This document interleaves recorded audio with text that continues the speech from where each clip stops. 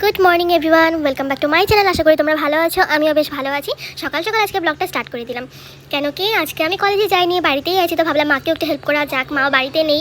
আর মার আস্তে আস্তে 1টা-2টো বেজে যায়, তারপর রান্না করে তারপর আমাদের খেতে খেতে 4টা কি 5টা হয়ে যায় প্রত্যেকটা দিন। তো ভাবলাম একটু আগিয়ে দিই।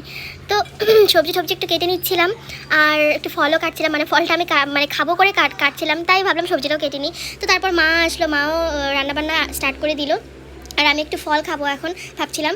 আর মাম্মামকে নিয়ে একটা জায়গায় গেছিলাম, সেটা তোমরা আরেকটা ব্লগে দেখতে পাবে। ছোট্ট একটা ব্লগ বানাবো মাম্মামকে নিয়ে। মাম্মাম ভীষণ কান্নাকাটি করছিল, সেটার একটা আলাদাই কারণ আছে, সেটা পরে বলছি। আমাদের পাশের বাড়িতে এত চেল্লাচ্ছে, আমার আর ভালো লাগে না, কোথাও কি আমি একটু ভিডিও করতে পারি না, সব সময় এরকম চিল্লাচিল্লি। তো যাই হোক, মা সন্ধ্যাবেলা গেছিলো একটু কীর্তনে, আমাদের এখানে কীর্তন স্টার্ট হয়েছে, তো ওখানে গেছিলো মা, মাসি, কাকিরা সবাই মিলে গেছিলো, এপাড়া ওপাড়া যা আছে।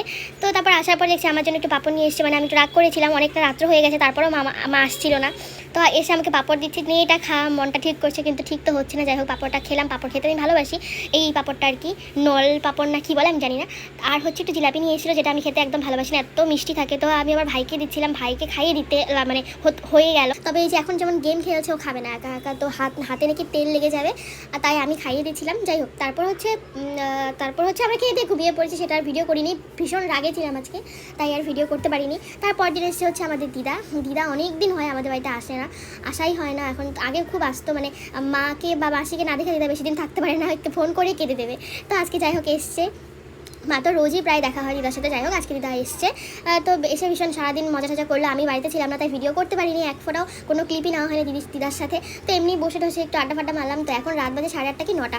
এখন রাত্রেবেলা আমাদের কি ইচ্ছে হলে আমরা একটু লুডো খেলবো, তো দিদা আসলে লুডো খেলাটা হয়। আর দিদা ভীষণ দুর্দান্ত খেলে, এত খেলতে পারে, মানে ভীষণ খেলতে পারে এরকম একটা ব্যাপার। তো আমি খেলছিলাম আজকে, দেখি দিদা হেরে যাচ্ছিলো, ব্যাপারটাই আলাদাই। আমার 6 একটা পড়েছিল, সেই ফুটতিতে আমার গুটি হারিয়ে গেল, কোথায় যে গেল খুঁজে পাচ্ছি না। গুটিটা এখানেই পড়লো।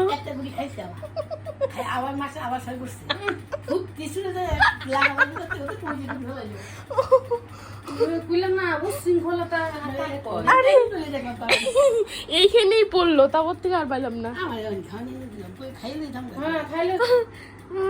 কয়টা গুটি ঘরে তোমার? সবগুলো গাইস, মাত্র সব গুটি ঘরে, একটা গুটি বাইরে, আমার লাইন এখানে। এবার খাই একটু।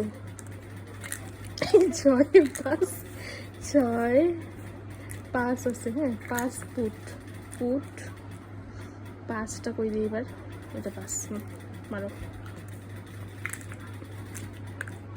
তো আমার এত হাসির কারণটা ছিল, দিদাকে কেউ হারাতে পারে না, যেই খেলুক কেউ পারে না হারাতে, কিন্তু আমি আজকে দুবার হারিয়ে মানে ফেলেছি, সেটা ভীষণ